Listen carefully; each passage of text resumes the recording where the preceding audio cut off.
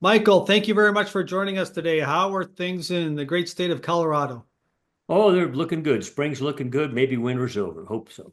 Yeah, I love this time of year. Hopefully the market's going to improve here in the next few days or the next few weeks, and that's what I want to talk to you about. The last time we spoke, I can't believe it was only a month ago, and so much has changed. $10 trillion have been wiped out from the markets here since January. Just in the last 2 days, $6.6 trillion have Mhm. been wiped out from the financial markets. The S&P is down 17% from the highs. The Nasdaq is down 20% from the highs. And we had some violent moves today. And I thought I got to reach out to Michael and just see if today is a turning point because a lot of names finished in the green today. And the last time we spoke, you said 4,800 was the key level on the S&P. That was the high that we saw back in 2022. And on the NASDAQ 100, you said the key level was 16,500. And we hit both of those levels today. So why don't we start with the S&P and give me Mhm. your latest update on the S&P and where Okay. you think it might be going. I think it's going a lot lower. I think we're headed for a major disastrous bear market, a cleansing event. We've had a 15-year plus bubble like we've never seen in the United States, both in terms of duration of the uptrend and two, the dimensions, multiple gains. Compare it to 23 to 29 or the mid 70 high or the dot-com high or the 2007 mortgage high. None of those bubbles that we now call bubbles in the past compare to what we have now. And it's a monetary event. It is not due to a great economy. It's due to the Fed cutting rates to effectively zero for 10 of the last 15 years. And even when they raised them to the levels that were still dirt cheap compared to the last 50 years. So basically free money. So everybody got drugged up and they bought stocks with it. Uh, the money supply growth accelerated. It always goes pretty good anyway. Every 10 years, you basically double the money supply in the US. It's probably true around the world too, Japan, Europe. So continual money degradation. And, that's reflected best in gold, the inverse of that. And our focus right now is we thought that when the gold's already been going up since 2015. Okay. In a broad context, it's still a bull. It turned bullish by our metrics in February 2016 when price got up to 1140. Its bear low had been 1050. And nothing has changed since early 2016 via our annual momentum metrics of gold to argue that it's over. Nothing. In fact, I think there's a lot more to go. And I thought one of the factors, or the key factor, to help get that acceleration phase of the bull market underway. And by that, I mean, take a look at what happened in 1979 to 1980, compare that to the prior couple of years. That was when gold accelerated upside. Silver left the earth practically. And look at the bull market that was from 2000 to 2011 in gold. Much of it occurred from 2010 to 11. And for silver, it went berserk in the final several quarters of that decade plus bull market. I think we're there again. But the factor that I wanted to see, and I thought technically was important, was to break the stock market bubble. A couple reasons. If you break the bubble, a lot of that money is not just going to get burned up in the fire. Okay. Yeah, a lot of it does. It gets destroyed.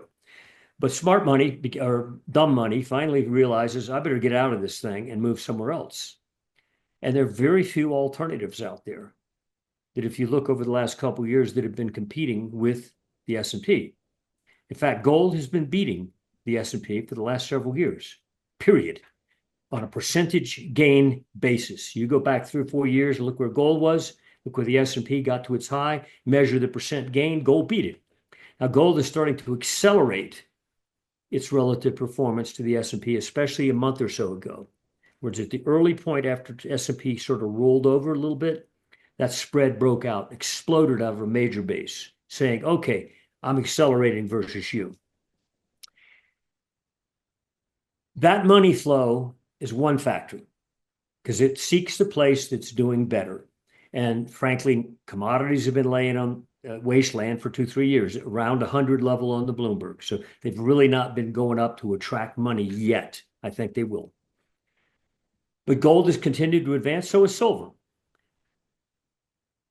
The other issue is the Federal Reserve.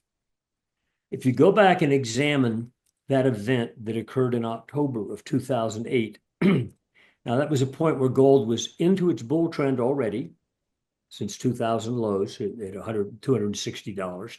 It had advanced up to 1,000 by early 2008. And a lot of that advance occurred while the stock market was starting its bear market because it peaked in October of 2007. So between October, and early 2008, S&P was slumping hard. Gold continued up. But gold decided it wanted a correction in the middle of an ongoing bull trend. It had a very nasty month in October 2008 when the stock market puked 30% that month. But recognize the S&P was already a year off its high when gold said, oh, okay, I'm going to join you for a bad month or so. Everybody thought, oh, if the stock market goes down, gold must go down. First off, they ignored all the history from 2000 to 2007, where the S&P was caught in a range, bear market, bull market, but still in a box, and gold was just lifting off. The correlation is very poor in terms of if the stock market goes down, gold will go down. It's a very bad assumption. Yes, for that month it did, but what happened in November? This is what's so interesting. The Fed started cutting rates actually 1 month before the stock market peaked in October 2007. They started cutting rates in September, but still the market top, we called it a bubble in hindsight, mortgage-backed crisis, and started down, and they kept cutting rates all the way down, but that didn't work. And by October of 2008, some events had occurred. Like the banks had been going down hard, and they ignored it. And they ignored the stock market. Oh, yeah, they did rate cuts, but they didn't do anything else. But after that October collapse, remember, Lehman Brothers actually went under in September 2008. The next month, the stock market collapsed 30%. And in November, finally, the Fed said, oh, gosh, we got to do something else. They looked at the Japanese playbook, and they picked up the QE book, and they employed it. They started QEs. And that was in November. Look what happened then. Well, the stock market continued down hard in November. It kept going down till March of 2009. So the QE didn't help the stock market. In fact, from that October close, the big bad month for the stock market, it went down 31% more by its March 2009 low. So QE didn't help over that 5-month period, October through March. Gold exploded in November. It had its October bloodbath, and it took off, and by early 2009 was back to its highs again. The pivot point was when the Fed panicked. Right after the October collapse in the stock market, they came in with QEs, and we know they continued them for a long time. Gold got fuel in its tank and took off. Now, I'm not arguing that's necessary, but I suspect, though the Powell wants to smile and smirk and prance around the press conference and look like everything's good, that bank collapse is getting their attention now. Stock market being down 21% in the S&P to today's low from the recent high, and Nasdaq down, about 30, or not 30, but a lot more than 21. They didn't care, but those banks are down 30% plus, well, 50% more drop than the S&P, and yet that's not. And those banks, can you be more specific? Are we talking JP Morgan? Oh, no, we're talking the whole basket. I mean, you can basically flip up any major bank. But 2 examples, and they're not rare, by the way. This percent I'm giving you is not unusual. Goldman Sachs and Citicorp, down 34+%. 34+% since their recent peak. And everybody's looking at NVIDIA like that matters. No, to the Fed, that doesn't matter. What matters is the banks. They delayed back in 2008, and bloodshed followed. They had to see Lehman go under. They had to see a stock market crash. And finally, they said, okay, we're going to do QEs. By then, hell had basically done its thing. They went down 31% more, but still, those bank events happened. And only then did they respond. Bernanke, it was late. When COVID hit back in 2020, they immediately did QEs again. They weren't lagged this time. And of course, everything shot up. Gold, silver, stock market, and so forth. Gold and silver have continued. But the banks collapsing now, I think, is the headline. It's not even a headline, is the factor that investors better pay attention to. Because Powell can say all he wants to, comfy, about, well, the economy looks good and inflation is not quite where we want it to be. Well, hell, if you look at the Bloomberg the last few days, it dropped 7%. Crude oil dropped to lows for a couple of years. Copper dropped a full $1. So a lot of commodities drop. So if they look at that instead of their data that's lagged to reality, they'll realize, inflation's subdued by their way of measuring, which is really a false way. It's money growth is the issue. So the question is, will they do something now because the bank alarm is starting to go off? And when you drop 34% in a matter of a couple of months, I mean, wake up. Something's wrong. And I'm not just talking, it's not just one or two banks here. It's basically all the big banks. So that's what we're focused on right now. And we think that's probably what Powell and his gang are focused on, even though they don't admit it. So you're suggesting the banks might have some sort of underlying issues? Well, I don't care if they do. We know there's a debt problem. Commercial real estate is a heavy debt problem, and it's behaved very badly. Don't look at mortgages now. Look at commercial real estate debt problem that's reaching a crisis point this year because of the rotation of they're having to pay stuff off now at much higher rates. Everybody knows that, yet it hasn't had a response until just recently. RWR, VNQ, these are ETFs of commercial real estate, started to implode. And then naturally, therefore, the banks did. So focus on the debt side of the market, the commercial debt, and the potential victims of that, the major banks. And you can bet they're not quietly sitting back saying, hey, Jerome, you're doing a good job. Okay. So that's all behind the scenes. And the question is, will Powell really sit back and let the banks drop another 10% without doing anything? Or is he going to have a mob of bankers outside his door? Okay. So now gold, monetary metals are pretty smart. They've been around millennia in terms of being money. Okay. And the people who treat silver recently like it's a dog, even though gold's dropped single percentages. Right now, I think we're 5% off the high close or something. It's a sneeze compared to what's going on elsewhere. And silver had that collapse last week, which was, really Thursday and Friday of last week was the collapse. It wasn't the whole week. It was just those days. And today we rallied from the low of the day to the high of the day, rallied $2.50, $3 or so.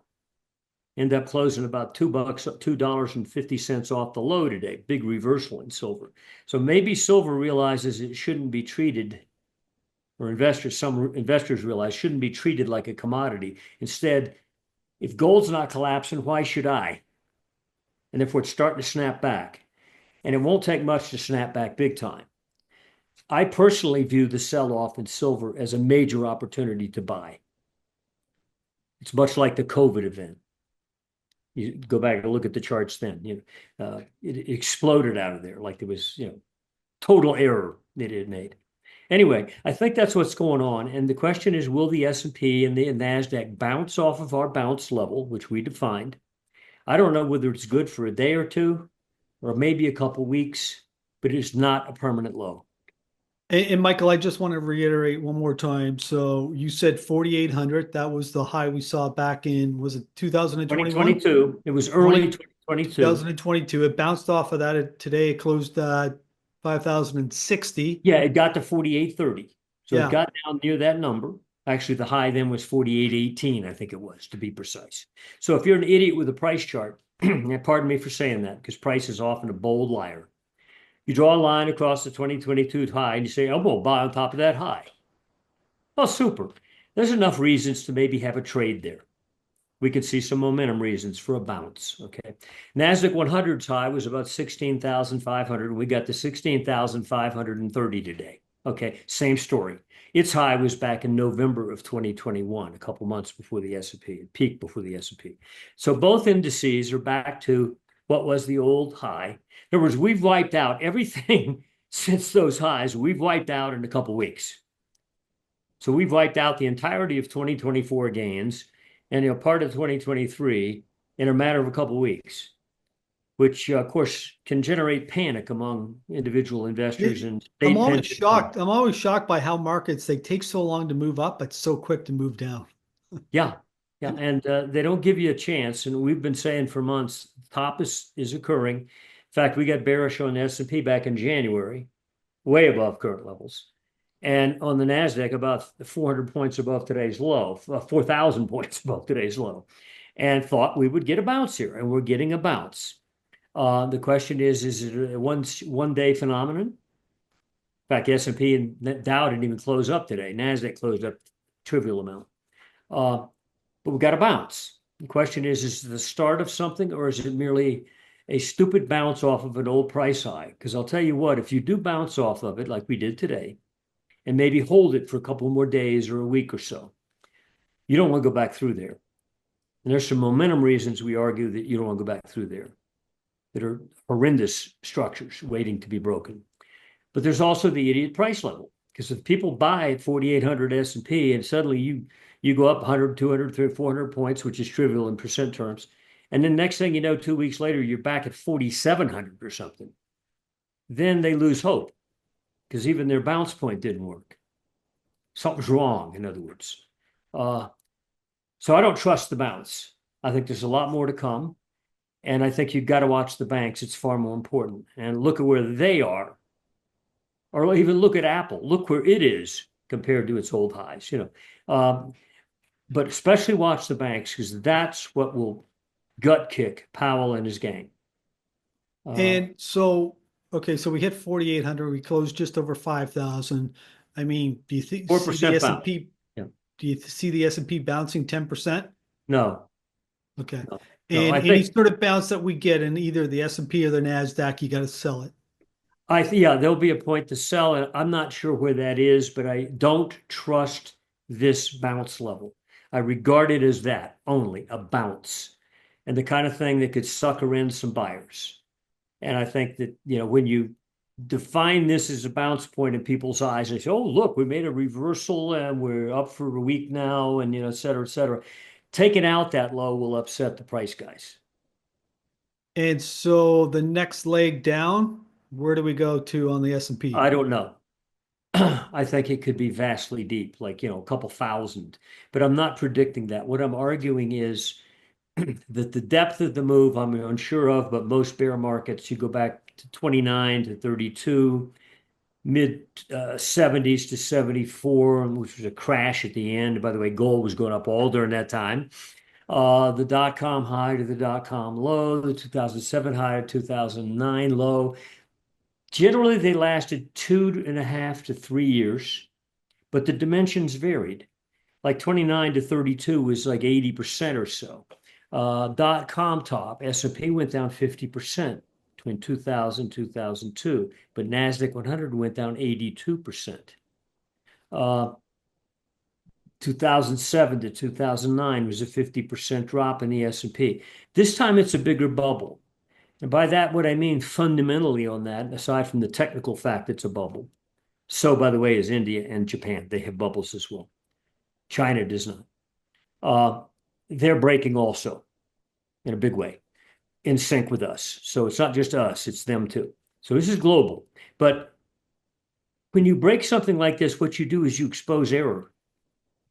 And I don't just mean people buying stocks too high. I'm talking about people who make business decisions, families that decide to expand, sell their house and buy more acreage and build a new house.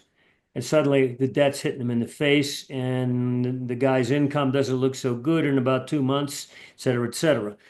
So there's a lot of errors exposed that will be fundamental type things, data points for the Fed, for example. In fact, there was one woman reporter who stood up in that press conference Friday and asked him a question that should have smacked him in the face. And he said, well, economy looks good, data points look good, et cetera. And she said, yeah, but the data points usually turn down after the market goes down. And he hit him in the face with a fact, and he fumbled his way through it, But that's the reality. He's going to be hit with data points that knock him off where he's got justification at that point. But my assertion is he's already got the justification. Banks. Yeah. But to your point, they're always behind the curve, so they're going to act way Well, too no, fast. they Like, weren't. In COVID, for example, they learned. They entered immediately. As soon as yeah. the event happened, they went in. Bernanke taught a lesson. I mean, he waited too long. We had total bank implosion by the time he did QE. I think this time they know better. And even the friends of the Fed are telling them, you hold it up too long, too long. And so the last time we spoke, we were comparing this pullback to what we saw in 2000. It was a long, slow grind. Every day the market's down 1, 2, Yeah, 3%, and it yeah. went on for 2 years. You mentioned It was earlier. never really a crash. Yeah, Yeah. right. And it Yeah. was the S&P dropped 50%. Do you envision that same thing now? So let's Oh, just say we're I'm using not round sure. numbers. Again, I'm not sure how deep we're going. Yeah. The point But I'm making is you're going to bust the market in such a big way that many people will be hurt. Because frankly, if the only thing, maybe I said this last time when we talked, the only thing that made people smile for the last year, really, or 6 months especially, is their retirement account. Hey, 2024 up 20%. Isn't that great? Oh, you could smile. Everything else in their life was basically a big question mark. Okay. Now suddenly even the retirement account sucks. and a Um, lot of the people that are involved in the markets now, they've yeah. never seen a pullback, right? They haven't seen a pullback before, especially like the Yeah. one we saw in the early Yeah. 2000s, when it Yeah. goes on day after day, week after week, month after month. Yeah. Yeah. Yeah. And a lot of people didn't even see the 2008 break. They became a investment advisor 10 years ago. Okay. So anyway, it's happening again, but this time the bubble is far bigger. Therefore, the depth and the real world in the street consequences will be far worse. And the Fed is really an historic relic. And I've argued a lot of big things are going to change in this event, this bubble breaking. It's going to be so horrendous that it will cause a lot of doubt as to institutions, economic assumptions, and I'm going to predict, I'm pretty confident in it, and it's not just because of Trump being in office, that the Fed won't exist in several years, maybe even sooner. Not because he doesn't like it, but because there's a lot of mainstream type economists who've always liked the Fed, but realize that, it's sort of lagged reality. They create boom bust cycles, and then when they get going and unfold the other side of the boom bust cycle, their reply to cut rates and so forth doesn't do any good. They cut Uh, rates all the way down 2000, 2002. Jay Powell's term is up in 2026. Yeah, You think he survives that long? I don't know if the Fed survives that long because of public doubt and maybe Trump takes some action. I don't know. But when you get the upheaval that I'm expecting, there will be in the street type consequences and political consequences where certain concepts are viewed as invalid. Uh, and I think that's one of the vulnerable points is the existence of the Fed, which has only been around one real long human lifetime, okay, 100 plus years. And it doesn't really have a good history if you look at it in reality. It creates monetary booms, stock booms follow. Then suddenly there's a stock bust because it got unrealistic. The bust starts to occur. The Fed tries to respond with lower rates. It never works. The market flushes itself out. Then finally it goes back up because the Fed's been pumping money into it for so long. Finally it takes hold. It goes up again. So that's not going to work this time. Now they're going to try with QEs or something like that, buying assets, just like they did at COVID. They bought ETFs, high yield corporate debt ETFs. They were buying them like crazy. And it helped for that brief period. Got up to the 2022 highs. Um, I don't think it's going to work this time because the bubble's far bigger. Another sector that's in trouble, although it's rallying lately, and we wouldn't be shocked if it rallies more over the next quarter or so, T-bonds, meaning yields dropping, prices rallying.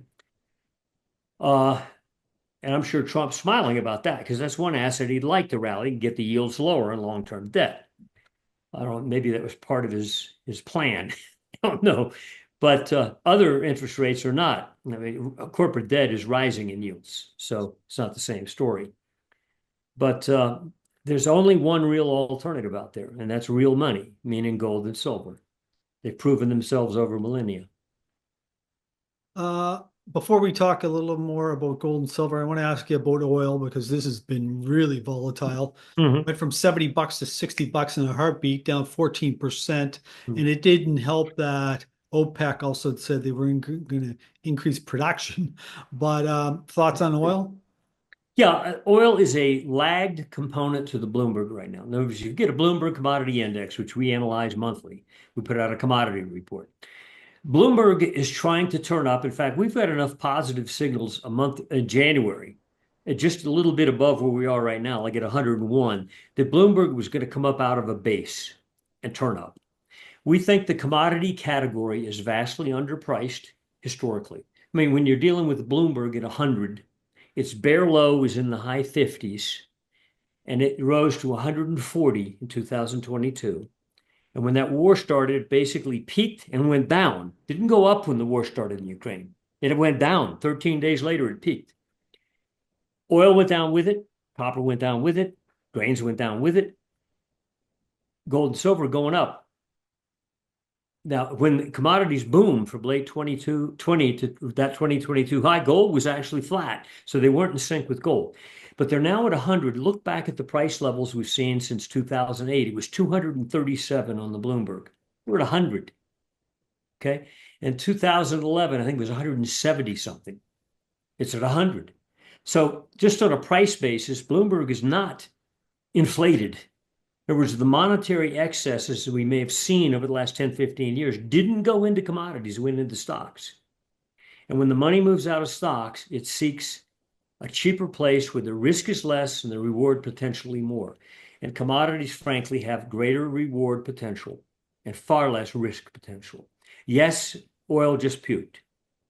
It had this flat floor at a price chart around 65 for a couple years after the 2022 high. It came down and went into a dull range between 65 and about 90, up and down, going nowhere really. The high this past month was like 71 to 72 area. And by the way, you better not go back up there again. You do, you're going to explode. Okay. We then broke through all those obvious price lows. And anybody with a price chart can say, oh my God, we took out a couple years lows. Quarterly momentum says, don't trust the breakage to sustain. It's probably a bear trap. So what I'd be looking for if I were wanting to go long oil, and again, it's very lagged at Bloomberg. It's a weak component this time around, whereas copper and grains are a stronger component than oil was, for example, in that 20 to 22 rally. Oil is now a weak component. And if it aborts back up into that prior range, like you see it get back above 66, let's say, especially get up to 72, we think it could explode because we've got quarterly momentum dynamics that say that was basing for a couple years with lows in the mid 60s. That breakage down to 60 was a fake out breakout. And if you abort back up into that prior base, it's saying that's a bear trap, meaning it was a fake out. It washed everybody out, and now it's going to explode after cleansing itself. So I'd watch that on oil. So right now, my view on oil is watch it.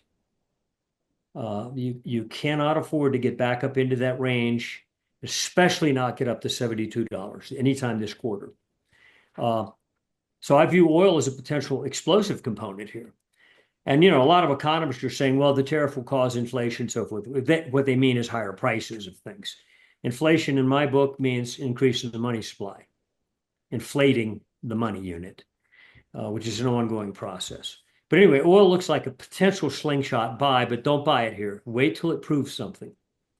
Like getting up above in the mid 60s again, especially getting up to 72. Okay, so let's talk on gold now. You mentioned earlier it got up to 3,200. Now let's just say it's around $3,000, so it pulled back A little below, not a 6%. little below. Yeah. Yeah, not much of a pullback compared to the S&P that was down 20. Yeah. Yeah. But what are your views? Is it Do we I still have don't time to see buy the gold here if breakage. people Yeah, aren't I long don't see gold? the breakage in gold as damaging. Yeah, it's scary on a price chart, especially if you look at it daily or something. Don't look at dailies, look at monthlies. We look primarily for gold to maintain our bullish trend at annual momentum. And we're flexible, by the way. Historically, we've been around since 92, okay, MSA.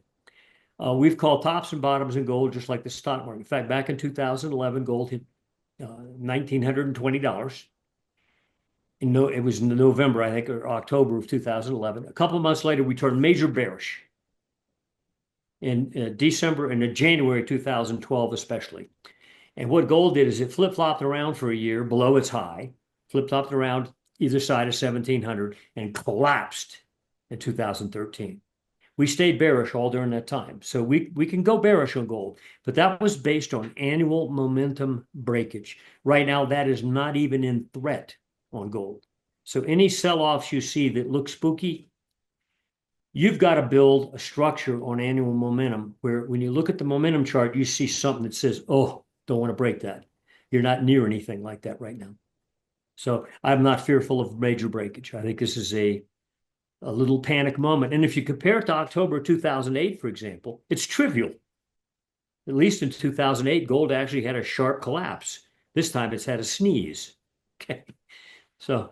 And so let me just play the devil's advocate here, because you're very negative on the S&P and the Nasdaq. And as we all know, in a major pullback, a major bear market, everything has a correlation of one, and people have to raise cash. They're selling everything, including gold. So having said that, are you concerned that that might happen? No. If you go back and look at the major bears, and we've reported on this over the last weeks, and especially last week's weekend report, go back and look at 73 to 74. Stock market was in a major bear trend. And in fact, in late 74, it crashed almost. Okay. What was the gold doing? Doubling, tripling in price all during that time. The whole bear market was exploding. Go back to 2000, 2002. Gold bottomed. First off, the S&P peaked in 2000, but it didn't start down until 2001. Gold bottomed then and was going up all during that 2000 to 2002 bear trend in the stock market. Gold was rising, not exploding, but it was in its early phase of an ongoing bull market that lasted till 2011. The correlation is horrible to think that gold will follow the stock market. There are a few instances at best going back decades where you could say, see, all the other time it was total inversion of that. I happened to catch, I was a futures broker at the time, the 87 crash. I didn't catch it big time. I had some puts on, got all my customers to have puts, made some good money. We saw it based on quarterly momentum breakage of the S&P that something was wrong. And sure enough, 2 weeks it crashed. During that same 4-week period, the several weeks prior to the crash, the S&P was going down, down, down, and then puke, okay? Gold was going up, up, up. Gold gained 7.5% while the S&P went down with 50, collapsed off the page. Even despite massive margin calls in the stock market and chaos on the New York Stock Exchange floor in terms of executing orders in an efficient way. And gold went up the whole time. All those 4 weeks, it went up every single week. S&P collapsed. It was a crash, okay? Gold went up, okay? So find me instances. You can find about 2, I think, in the last couple of decades.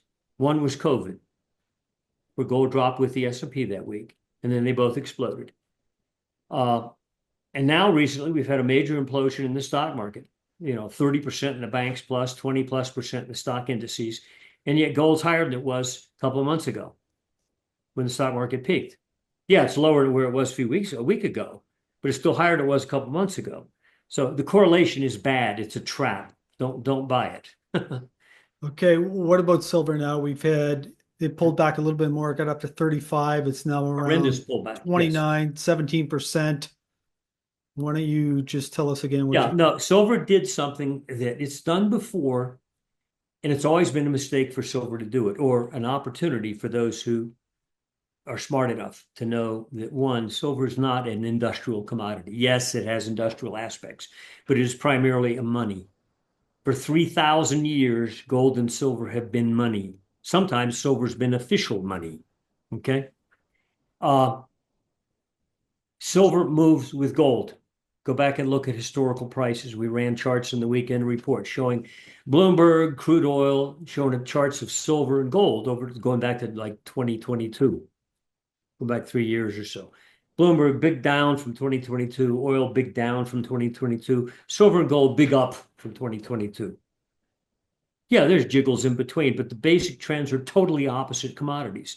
So people who sold silver on Thursday and Friday of last week, those 2 days, panicking, thinking, oh my God, the end of the world, stock market's crashing. One, gold wasn't. They ignored that. And they thought, oh, well, silver's with commodities. And so they sold it. Now, was that a correct move? I think you'll find out in about a week. Now, today was an interesting example. We closed two and a half, we traded $3 off the low and closed $2, $2.50 off the low or so. Big reversal day, despite commodities breaking hard, crude oil, Bloomberg, et cetera. So I think it's a mistake, and I think silver will slingshot back in line with gold. And in fact, I think it'll outpace gold. Okay, and I want to ask you about one more name before I let you go, but we got to talk about Bitcoin. You have said in the past it's highly correlated to Mhm, NASDAQ 100. mhm. It's trading around 80,000 right now. What are your thoughts? I think it's a potential disaster. We've been negative on it. The rally up to 110,000 on first off, the major trend of Bitcoin on quarterly momentum. This is when you measure monthly action versus the three-quarter average. When you plot that oscillator, you see something totally different than when you look at the price chart. We made highs in the 73,000 level back in early last year. There's a lot of distribution there. Pulled back down and then blew through that. And the recent surge got up to 110,000 a couple of months ago. Then dropped back down to, I think it was 76,000 or so about a month ago, right? With a sharp breakdown there, then rebounded. Now we're in a new quarter, and the three-quarter average momentum of Bitcoin has a triple bottom, meaning it stopped at the three-quarter average 2 times before, broken uptrend getting down to it, but still momentum when you look at it, it's same floor twice since 2023, where it comes down to its three-quarter average and bounces, down to its three-quarter average and bounces, and again today down to its three-quarter average and trying to bounce. I bet it doesn't hold this time.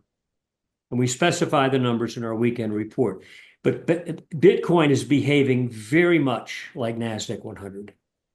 Now, when you go back and look at Friday, it was a very bad day for NASDAQ 100, but Bitcoin held steady for the week. Net on the week, it was flat. So somebody was buying Bitcoin last week despite the market collapse. Although remember, Bitcoin collapsed from 110,000 down to the 80,000 level. So I wouldn't call it looking good. But it was a quiet day, quiet week. So it was like, hey, somebody's buying Bitcoin. And my suspicion was they were thinking, hey, man, these banks don't look too good. If they're smart, they look at them. I said, I don't want my money in it. I'll put my money in Bitcoin. I'll get it out of the bank, as if that's safe. I frankly trust the banks. I know the Fed will print the money, no problem. Okay. Anyway, and then today suddenly, oops, you say we're 80,000, we dropped 5,000 points today, net close, and it was still down more than the market. And I think it got down to like 76,000. So it's down to the death level. So I'm telling you this, you don't even want to close a week around today's low anytime this quarter. If you do, the real collapse is beginning. And I don't know where Bitcoin's going, but it's going into a major down. It's not just a drop from 110 to the mid 70s. It could be, I don't know where, back to 20,000. But it's failing at that point, vastly failing. And I do think it will do it if the NASDAQ is doing what we think it's doing, which is the onset of a major bear trend. So we went through a lot in a short period of time, and I want to thank you very much, Michael. I just want to summarize some of your main points. Okay, Yeah. so in terms of the S&P, it topped out at 6,100. It went down to that 2022 high, which was 4,800. We had a nice bounce today, 45% off of that, closed just above 5,000. It might bounce in the next day, in the next week, in the next 2 weeks. You don't know how much of a bounce we're going to get, but any sort of rally from here has to be sold. Your big concern are with these banks, JP Morgan, Citi, Wells Fargo, Goldman Sachs, because you think there might be underlying issues there. Well, I know there's underlying technical issues. Yeah. Yeah, okay. And then in terms of the NASDAQ, more of the same thing. In terms of oil, you're not going to buy it here, but you're not going to sell it. $60 is a key level. It might rally up to $70 or $72. If it does, it should be bought. Do I have that right? Yeah, I think if you're bearish on oil, start to get unbearish, you get back up in the well above 65, let's say. Get over 72, gone. It's gone. And in terms of gold, any sort of pullback here is a buying opportunity. Get long gold. Silver, more or less the same. Bitcoin, you're very concerned. This could be it. This could be the beginning of the end for Bitcoin. Do I have it all right, or did I miss anything? Yeah, I had something on silver for you. Again, I'm personally involved heavily in the monetary metals, but more so in silver. Although I got beat last week, right? I applauded getting beat, frankly, because I see a slingshot opportunity here. Silver on a simple price chart doesn't top with double tops. October last year, $35, dropped down to just above 30, I think it was. Back up to 35 a few weeks ago. Came down, took out the 30 price level, went down to 28 on a $1 chart, $1 point and figure. So you took out that last low. People say, oh my God, took out the low. It doesn't make double tops. When it makes a double top, it's setting up a triple top breakout. Meaning when you go back to 35, which I think we're going to do, that is a blast off point. You will blow that thing out and the price people will say, my God, what just happened? So if you're not in silver and you want to sit on your hands, fine. But you hit 35 again, you're not going to stop. Okay. Well, that was a great discussion, Michael, and I want to thank you very much. If somebody would like to learn more about you and your services or follow you online, where can they go? OliverMSA.com. Take your time, read the site. We talk much about our unorthodox methodology. A lot of our old reports are there. Take your time. Michael, once again, thank you and good luck this week. Thanks, James.